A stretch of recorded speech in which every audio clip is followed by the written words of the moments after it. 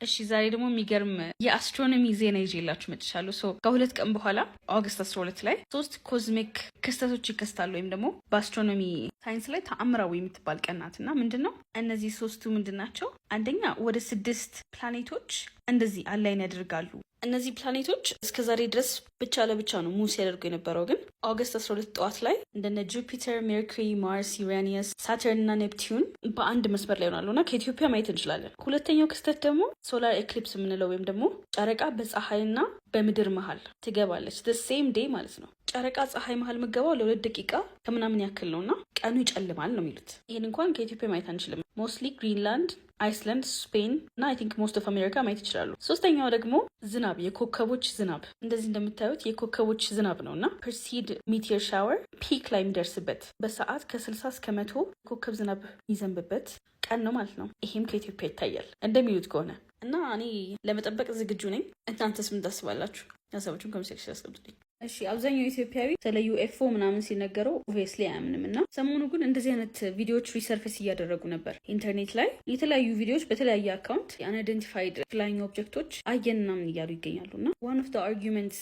በቃ አሜሪካ ኤአይን ከሚነግሩን በላይ ነው የሚያውቁት የሚያስብለው የዚህ ኬዝ ነው። በቀላሉ ማለት ነው እድሜ ለኤአይ ሲጂአይ ኢፌክቶች መስራት ይቻላል። ምንም ድሮ ብዙ ትሬኒንግ የሚወስዱ ስራዎችን አሁን መስራት ይቻላል እና ፔንታጎን እያስወራ ነው አሁን ዩኤፍኦዎች አየንናም ብለው ድጋሚ ትሬንድ እያስደረገ ይገኛል እና ስ ታይም የሌላ ሀገር ህዝቦች ራሱ አናምናችሁም ማለት ትራይ ሃርደር እያሏቸው ነው እና እዚህ ላይ ናቸው። እናንተ ምን ታስባላችሁ? ስለ ዩኤፍኦም ሆነ ስለ እንደዚህ አይነት ኤአይ የሚሰሩ ሶፍትዌሮች ሀሳባችሁ ኮሜንት ሴክሽን አስቀምጡልኝ። ይመቻችሁ። ዛሬ ደግሞ አብዛኛው ኢትዮጵያዊ ማመን የሚያቅተው አይነት ዜና ነው ይዤላችሁ የመጣሁት እና ይሄ ነጩ ነገር ይታያችኋል፣ ትንሹ ማለት ነው። አሁን ክራሽ ሲያደርግ ያያችሁት ጨረቃ ላይ ነው እና ባለፈው ዓመት የኢሎን ማስክ ካምፓኒ ስፔስ ኤክስ ሮኬት 9 የሚባል ስፔስ ሺፕ 1 ዓመት በፊት ልኮ ነበረ ወደ ስፔስ ማለት ነው። ሁሉ ነገር በፕላናቸው ልክ እየሄደ የሆነ ሰዓት ላይ ስቴጅ 2 የተባለው የስፔስ ሺፑ አካል ይገነጠላል ከዋናው ስፔስ ሺፕ ማለት ነው እና እንደሚሉት ከሆነ መመለስ ነበረበት ወደ ምድር። ግራቪቲ እና ሶላር አክቲቪቲ ምናምን ነገር ዳይሬክሽን እንዲቀይር አደረገው እና አሁን ትራቨል እያደረገ ያለው 7 ጊዜ ስፒድ ኦፍ ላይት ነው እያሉ ነው ማለት 5400 ሜትር ፐር አወር ትራቨል አድርጎ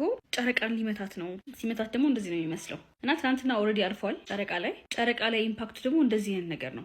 ክሬተር ነገር ይፈጥራል። ሁሉም ጨረቃ ላይ የምታያቸው ጉድጓድ ነገሮች ክሬተሮች ናቸው። ስፔስሺፕ በምናምን የተፈጠሩ ማለት ነው እና የፍንዳታው ስብርባሪ ወደ ምድር ላይ ይመጣል ወይ ብሎ ሲጨነቁ ነበር ሰዎች እና ሳይንቲስቶቻችን የናሳ አስትሮኖመሮች ምናምን ብዙ አትጨነቁ ምንም ነገር አይነካችሁም ብለውናል ማለት ነው። እና እናንተ ምን ታስባላችሁ? ስለ ናሳ ስለ ስፔስ ኤክስ ምናምን ምን አይነት ቪው አላችሁ? ሀሳባችሁን ኮሜንት ሴክሽን አስቀምጡት።